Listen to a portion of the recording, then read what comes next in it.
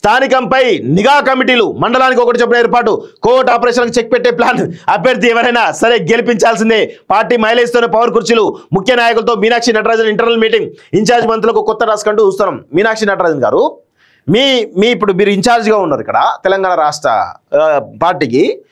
తెలంగాణ రాష్ట్ర ఆర్పిసిసికి ఇన్ఛార్జ్గా ఉన్నారు మీనాక్షి నటరాజన్ గారు మీరు ఎప్పుడైనా సమీక్ష చేసిరా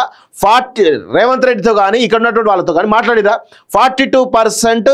జీవోకి సంబంధించి మీరు సీఎంతో కానీ ఇక్కడ ఉన్నటువంటి బీసీ సంఘాల నాయకులతో మాట్లాడిరా ఇవి ఎట్లా అమలు అవుతాయి ఏ విధంగా అవుతాయి ఏమన్నా మేధోమనం చేసిరా ఎందుకున్నారు మరి మీరు రాహుల్ గాంధీ ఎజెండాను కాంగ్రెస్ ఎజెండాను ఇంప్లిమెంట్ చేస్తా ఉన్నారు మీరు ఎందుకు మరి ఇక్కడ ఉన్న బీసీలకు సంబంధించిన దాంట్లో ఎందుకు మీరు ఇప్పుడు హడావుడిగా వచ్చేసింది ఎన్నికలు ఉన్నాయి కాబట్టి హడావుడిగా వచ్చేసి అది చేస్తూ ఉన్నారు ఎటువైంది మీది మీ చిత్తశుద్ధి ఎటువంటి మిమ్మల్ని ఏదో భారీగా ఒక సామాన్యురాలు రాహుల్ గాంధీ ఎజెండా ఇంప్లిమెంట్ చేయడానికి వచ్చింది కాంగ్రెస్ పార్టీ ఎజెండా ఇంప్లిమెంట్ చేయడానికి వచ్చింది ఈమె చాలా సామాన్య వ్యక్తి కింద ఉన్నాడు కార్యకర్తలతో నేరుగా మాట్లాడుతుంది ఆమెకు డైరెక్ట్ అపాయింట్మెంట్ లేకుండా వెళ్ళొచ్చు అని చెప్పి ఏదో మీడియాలో ఎంచుకున్నారు కదా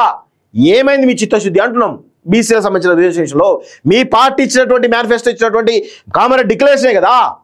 మీ మల్లికార్జున మీ ఏఐసిసి అధ్యక్షుడు వచ్చి ఇచ్చినటువంటి హామీ కదా అది ఎటువైంది మరి దాని గురించి మీరు ఎందుకు సమీక్ష చేయలేదు ఎక్కడ లోపం జరుగుతూ ఉంది ఎందుకు ఇబ్బంది అవుతా ఉంది దానిపైన ఏమైనా సమీక్ష చేసిరా లేదు చేయరు ఎందుకంటే మీకు కూడా ఉండదు ఇక్కడ మాట్లాడండి 42% రిజర్వేషన్ తోటే మేము జీవో తోటే లేదంటే ఆర్డినెన్స్ తోటే మేము ఎన్నికలకు పోతామని చెప్పేసి మాట్లాడండి చూద్దాం